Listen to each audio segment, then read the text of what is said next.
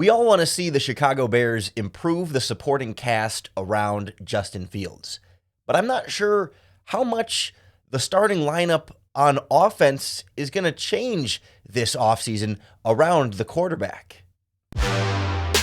You are Locked On Bears, your daily Chicago Bears podcast. Part of the Locked On Podcast Network, your team every day.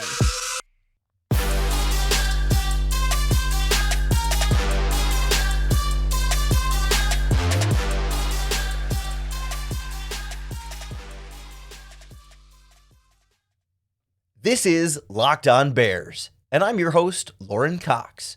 I'm here to bring you your daily, in-depth Chicago Bears news and analysis. You can follow me on Twitter at CoxSports1. You can follow the podcast on Twitter at Locked On Bears. You can like Locked On Bears on Facebook. Join the Locked On Bears Facebook group for even more Bears talk. And make sure you hit that subscribe button on the Locked On Bears YouTube channel to keep up with all of our video podcasts as well. Thanks for making Locked On Bears your first listen today, and hopefully every single day. On the show today, we look ahead to the decisions facing the Chicago Bears on offense this offseason.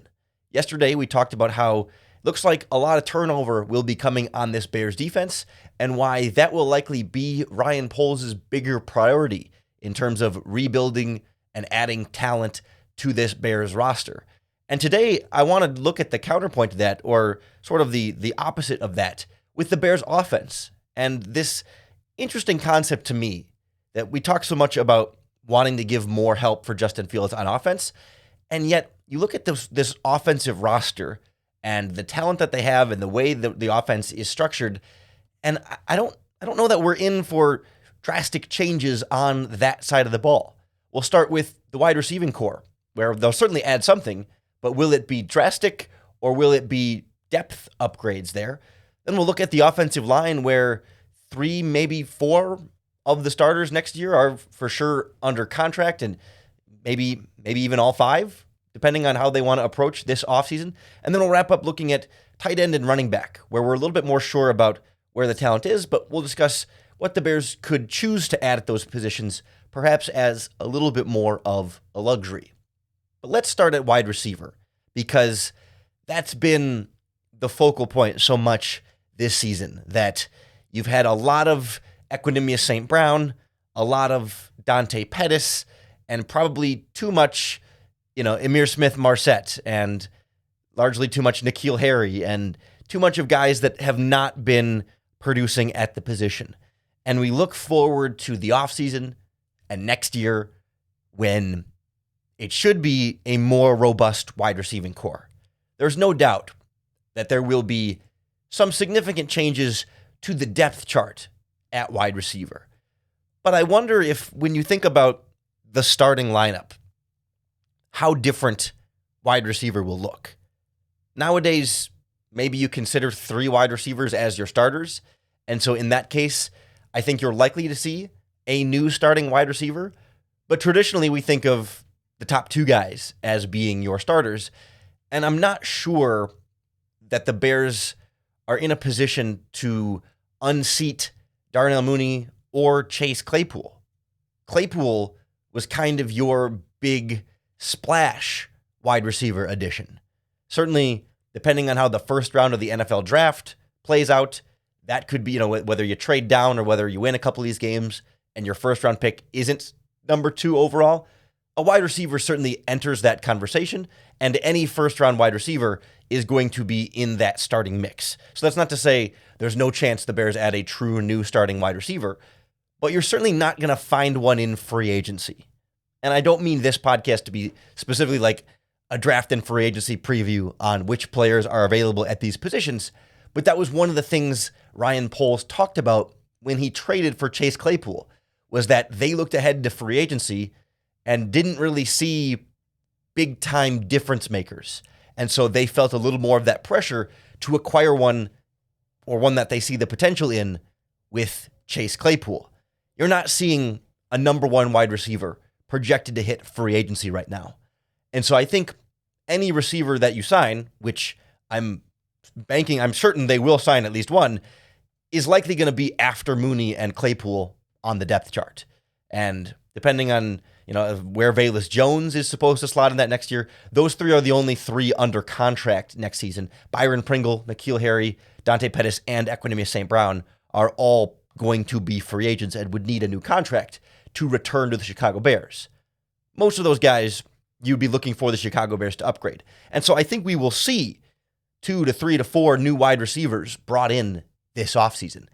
But I think it's going to be more like the Pettis, Equanimeous St. Brown types. It's number 3, number 4, number 5 wide receivers that should be upgrades over the guys we just mentioned as potential free agents, but not the big time difference maker that adds that playmaker at wide receiver to put this Bears offense over the top.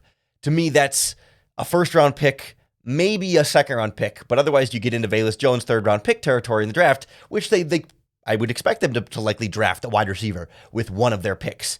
And maybe that young player can come in and make an impact. But it feels to me like chances are your horses at wide receiver, the really your go-to playmakers, are probably going to be Darnell Mooney and Chase Claypool. They're probably going to be your top dogs. You'll have perhaps better complements to go with them, and that's needed. And I'm expecting better complements to go with them, and that should improve the offense. You need a more robust wide receiving core from top to bottom. But it's not this like sea change, dynamic, big-time upgrade at wide receiver. I don't foresee that happening barring something in the NFL draft early in those rounds, and we'll see where exactly the Bears are going to pick and if a trade down might give them extra capital to be able to use one on a wide receiver. Because if they're picking where they are right now at number 2 overall, you're looking at Will Anderson and Jalen Carter, both defensive players, really being your main options there. And the other names in the mix tend to be offensive linemen. That there's not really, at this very premature stage of the draft process, there doesn't seem to be a wide receiver that's quite number 2 overall pick worthy. But if the Bears trade down to 12 or 15, then you start to have that wide receiver conversation a little more. We're going to have a lot of time to have that NFL draft wide receiver combination or conversation in the offseason. And next week on the podcast, we're going to be joined by one of my favorite guests. We haven't had him on in a while, but Matt Waldman from the Rookie Scouting Portfolio, one of the best NFL draft analysts and fantasy football analysts out there. And we're going to talk more about what you need in a wide receiving core. Do you need a true number 1 wide receiver? Can Claypool be that true number 1 wide receiver? Can Mooney? Or can you get by just complimenting them? We'll kind of dive into the team building dynamics a little more next week with Matt Waldman. I think that'll be Wednesday's podcast next week, planning ahead. So I hope you'll tune back in for that because I'm really looking forward to that conversation. But we're also going to see a potential starter change on this Bears offensive line. I think we're guaranteed at least 1 and a strong possibility of 2 or maybe even 3. We'll kind of look at what dynamics are in play this offseason for that offensive line next on Locked On Bears.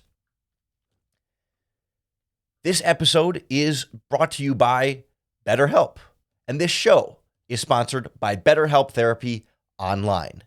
BetterHelp is here to provide mental health solutions for you. They provide online therapy that is easy, accessible, and affordable.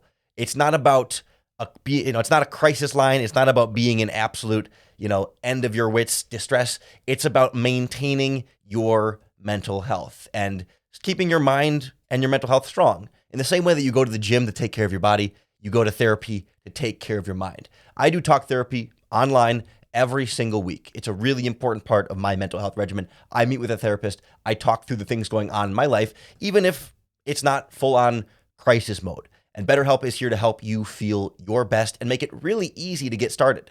There's no waiting rooms, no traffic, no endless searching for the right therapist. You just fill out a questionnaire and they'll match you with a therapist. And if it's not the right one for you, you can easily switch to a new therapist anytime. They've really got it well worked out at BetterHelp, and I really highly recommend get unstuck with BetterHelp. Learn more and save 10% off your first month at betterhelp.com/lockedon. That's BetterHelp, HELP.com/lockedon. The Chicago Bears will hopefully get some better help for their offensive line this offseason. It's a group that has improved over the course of this year and is maybe playing their best football right now. But it's also a group that I could see Ryan Poles identifying as in need of some level of upgrade. But I don't think it's going to be Kansas City Chiefs level overhaul of that group, the way we saw Ryan Poles be a part of the front office that did his last season in Kansas City. Because when you look at this Bears offensive line right now, Braxton Jones playing pretty well for a 5th-round pick, slotted in as your starting left tackle. I don't think the Bears are going to go out and say, we desperately need to massively upgrade our left tackle with a big-time splash free agent signing. It's possible that they just say, hey, we need more talent, and there's good players available, and maybe we could move Braxton Jones to right tackle and compete over there. Because, you look at the right tackle position, and that's where you see a little bit more of an opportunity. Riley Reif is here on a 1-year deal and will be a free agent. You've seen Larry Borum, relegated to the bench, and now Alex Leatherwood getting in the rotation here with some real upside at that position. Now, the question is, do the Bears look at their tackle position and say, okay, between Borum, Leatherwood, and Braxton Jones, do you have 2 starters there? I think you have one, probably Braxton Jones. But if I'm looking at this offensive line, I kind of feel like I take those 3 guys and I put them all in a competition for one position, left or right tackle, and I try and sign a splash, big-time veteran free agent, or even a high draft pick to try and upgrade the other tackle spot. Whether it's a guy like Orlando Brown from Kansas City, or a veteran like Jack Conklin from the Cleveland Browns, formerly of the Tampa Bay Buccaneers, the Tennessee Titans, or even Mike McGlinchey from the 49ers. I don't mean this to be like let's go through the different options and weigh them, but more just to say that what will the Bears do there, and what could be in store for them. At this point, I don't know, I feel like Braxton Jones you would expect to continue to improve, and I'm okay with going into next season with him as your left tackle. Are you comfortable then going in with Borum and Alex Leatherwood to compete to be your right tackle? I don't think it's a terrible plan. I think you can get by with that, just as the Bears have gotten by with that this season. They signed Riley Reif. The line has been okay. But I'd like to aim higher. You know what I mean? It's like, yes, you hope that Alex Leatherwood can develop and be a starter, or Larry Borum can develop and be a starter, or Braxton Jones can keep improving and be an even better left tackle. But that's kind of a hope, right? And it's very possible it could happen. But a free agent sure would solve that, right? It would just give you the more, I don't want to say sure thing, because free agents are never sure things. And you've seen plenty of free agents bust and not be as good as they're billed to. But why not upgrade that position if you can, and you have the salary cap space to do so? We talked yesterday about how the defense is probably going to get more of the offseason focus. A lot more starting positions up for grabs this offseason. Some bigger needs on the defensive line, likely at linebacker, maybe a cornerback as well. And so there's a lot of cap space, but there's also a lot of needs to assign around. But you'll have some money to be able to play with here. So whether that's a right tackle or maybe a center, because you see Sam Mustipher is a restricted free agent, I believe. So the Bears will likely re-sign him at a very low value and be able to match any contract he might get. But I don't want to go into this year with Sam Mustipher as your starter. And you've got Lucas Patrick, who's been on injured reserve all season. But do they come back and just start over, do exactly what they did this season and say, Lucas Patrick starter, Sam Mustipher backup, and let that be a competition? Or do you look for more of an upgrade there and make Lucas Patrick a backup center who can also be a good backup guard?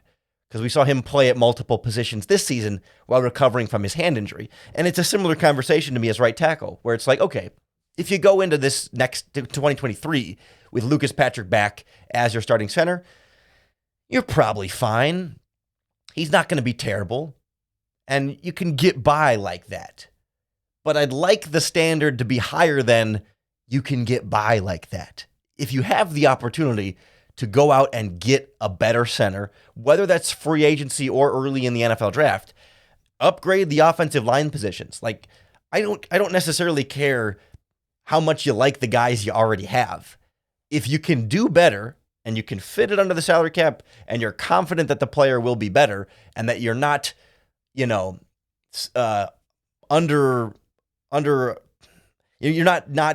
avoiding other positions, right? You're not, I don't know why I'm losing the word here, but you're not ignoring other positions just to upgrade that this would be more of a luxury and that you're not overlooking other bigger needs. Like if you've got everything else covered and you can upgrade at center and you can upgrade at right tackle, absolutely. I think the more you can add to this offensive line for Justin Fields, the better. And even though you can get by relying on the younger guys that you have and hoping that they develop, why not aim higher? I certainly don't want to ignore the fact, like Tevin Jenkins, pretty well going to be locked in there at right guard. Hopefully they sort of see how well he's been playing this season. He's been their best offensive lineman. There's a Cody Whitehair question to ask here that he's turning 31 next year. He'll cost $14 million, and the Bears could release him and save about half of that salary in cap space. He's not a Ryan Poles draft pick. Ryan Poles didn't sign him to that contract extension. Would they cut Cody Whitehair just because he's getting older? I still think he's playing at a decent enough level. I don't think he's playing at a $14 million level. But do you create that hole? I mean, what do you gain by creating that hole, right?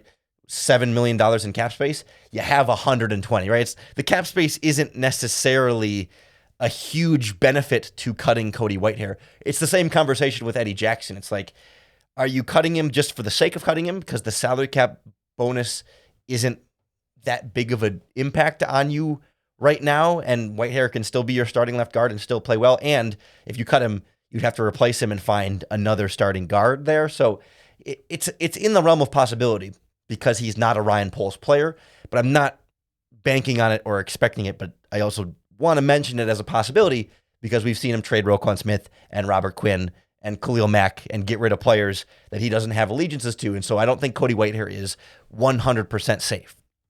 I think Tevin Jenkins is the only one who's truly really should be your starting right guard next season. No reason not to. Cody Whitehair barely has any reason not to be your starting left tackle. And you'll probably see Lucas Patrick at center, and you'll probably see Braxton Jones at left tackle. But bring in more talent. I always want more and more talent on the offensive line. You can never have a good enough offensive line. Get more protection for Justin Fields. I think that's more important for him than the wide receivers. It is giving him an even better offensive line to work with because he can make so much with his legs to help the receivers get open and have more time to get open, but he needs the offensive line to do so. There's also a possibility or an opportunity to add weapons at tight end and some changes maybe in the backfield as well. We'll look at the rest of this Bears offense, what changes could or might not be in store for those groups next on Locked On Bears. Locked On Bears is presented by our friends at PrizePicks, the better way to do daily fantasy sports because PrizePicks puts you in complete control. Unlike some of the other daily fantasy sports where your success depends on, what are everyone else's lineups and how do you do compared to everybody else's lineups, and who they choose will ultimately affect how your lineup performs. But PrizePicks puts you in control because it's you versus the PrizePicks projections. Pick 2 to 5 players, and if they'll score more or less than their PrizePicks projection, you can win up to 10 times your money on any entry, and it's super easy to enter. It literally takes 60 seconds or less.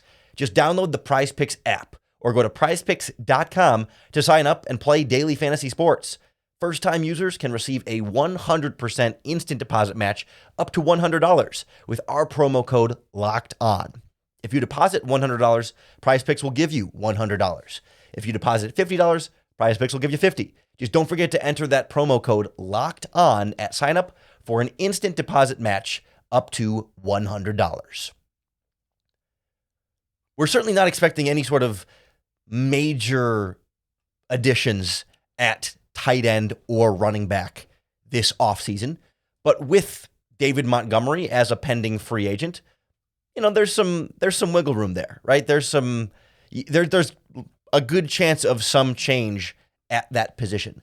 We've talked a few times this season on the Locked On Bears podcast here about David Montgomery. And there was one in particular that I think really set the stage well right after Khalil Herbert's injury. We talked about how this is kind of David Montgomery's last chance to show Poles and Eberflus and Getsy that he deserves a new contract and that he's valuable enough to this team that they should pay him in an era when it's generally not wise to pay significant money to running backs. That might mean if David Montgomery is gone, Khalil Herbert would then be your starter, which would be a different starting running back. But generally, I think outside of Montgomery, we're expecting the backfield to relatively look similar because Herbert will be back. Of course, Treston Ebner will be back as well. And, maybe you're changing a backup running back at that point. And, that's certainly a real consideration there. And I think the fullback Kari Blasingame is also a free agent. But we've seen Darrynton Evans play particularly well this season. And I think technically, as I'm filibustering to verify this, no, he is, I was going to say, when he came back on his contract after being cut and brought back, he will also be a free agent this upcoming offseason. And so, I think we've seen some flashes from him that would intrigue me on bringing him back. And I don't know, are you comfortable with your backfield being Herbert, Evans, and hope Ebner gets better as that running back 3? I don't think it's the end of the world. Certainly if you bring David Montgomery back, Montgomery, Herbert, Ebner is a really solid group. I don't think you're going to see the Bears do anything particularly drastic at that spot. It's just a matter of what they do with David Montgomery and whether he's back or not. And then, a guy like Darrynton Evans or another special teams / number 3 running back, maybe at most. You do see Bears fans maybe drooling a little bit or thinking about the luxury, though, at tight end. That there's an opportunity there not to replace Cole Kmet, but to add to Cole Kmet. The Bears went with the journeyman veteran backup tight end rotation this season with a guy like Ryan Griffin and then Trevin Wesco they've got on the roster right now. And there was another one whose name is escaping me who was here early. And then, of course, there was Jake Tongas, the undrafted free agent. But I think there was another veteran, O'Shaughnessy, who they cut in training camp. Cole Kmet has played well, is continuing to grow and develop as a young tight end. But could you add another one? Because you got salary cap space, and some of these really good receiving tight ends are basically more like wide receivers anyway. And Kmet's more your traditional in-line tight end who offers a threat as a wide receiver. But you look at the tight end free agency group, guys like Mike Gesicki from the Miami Dolphins, who is a little bit out of favor there, or Evan Ingram, who was a Giant, who's now a Jaguar, or Austin Hooper, who was a Falcon and then a Brown and now a Tennessee Titan. You've got Robert Tonyan, who's not quite the wide receiver type at tight end, but Luke Getsy's guy from Green Bay, Dalton Schultz from the Cowboys. Again, this is not to be all about the free agent tight end options, but there's not a number 1 wide receiver in a free agency, but a guy like Gesicki can be a game changer type of talent. There's tight ends with some real playmaking ability that might be even more enticing than some of the wide receiver options that you have. And maybe they give you some different flexibility on offense to bring 2 tight ends in the field and Kmet and Gesicki, Schultz, Hooper, Ingram, etc., and have them be both blockers and pass catchers that could do some different things in your offense. That's where you could see a little spice or a little excitement this offseason. Maybe Ryan Poles will just take a similar approach and say, no, Kmet's our guy, number 1 tight end for sure. We can just bring in blockers and number 2 types, another Ryan Griffin type or another Trevin Wesco, guys that just bounce around from team to team a little bit and are just sort of veteran backups that don't really move the needle but can block a little bit, and when they're wide open as a check down, they can catch the ball when you throw it to them. Some real possibility there. I don't think we're going to see them necessarily look at the running back position and say, okay, we got to go out and get like a dynamic backfield pass catcher type. Montgomery and Herbert aren't exactly that, but there's not a Christian McCaffrey sitting out there. There's not exactly a Tariq Cohen sitting out there. And I don't know that the Bears really want to invest that kind of money at running back. Like Devin Singletary from the Buffalo Bills, as I'm glancing down the list and seeing if any other names, Jerick McKinnon, that's got some speed, I guess, but I'm not really expecting that much at the running back position. But tight end is where things could get a little bit cheeky, and we could see something fun in free agency or maybe even the NFL draft. You never know. They drafted a running back last year. They could draft another running back this year. They could draft a tight end. Again, not to replace Cole Kmet, but because give me more young, talented players. And if they're a pass catcher that can do some damage there and continue to develop, the more the merrier on this Bears offense. So all of it's to say, you're not going to see an overhauled group of pass catchers for Justin Fields.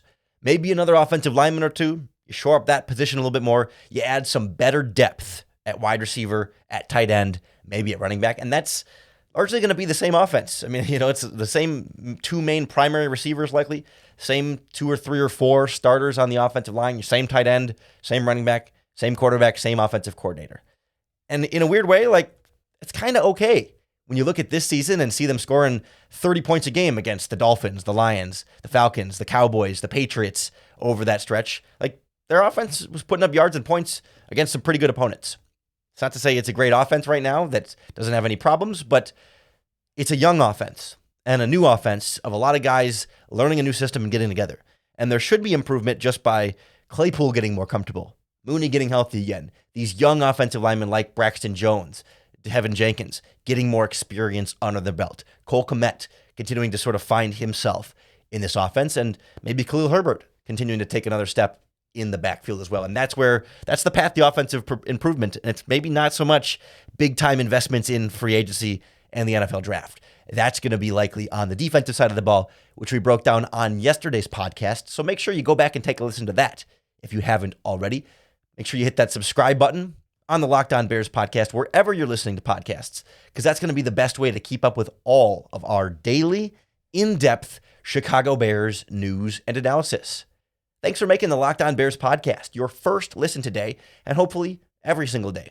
If you're looking for your second listen, check out Locked On Sports today for all of the biggest stories across sports, the biggest game recaps, reaction to the biggest news stories, and much, much more, wherever you get your podcasts, or Locked On NFL, taking a look at the league from the 20,000-foot view, all the biggest storylines in just the NFL, your football fix with our rotating hosts here on the Locked On Podcast Network. Then come back on Monday for more Bears bye-week content. And before you know it, we'll start previewing the Bears' upcoming games against the Eagles and Bills in the next couple of weeks. We'll be right back into the swing of regular season football. And of course, you got to come back on Monday for your next opportunity to bear down.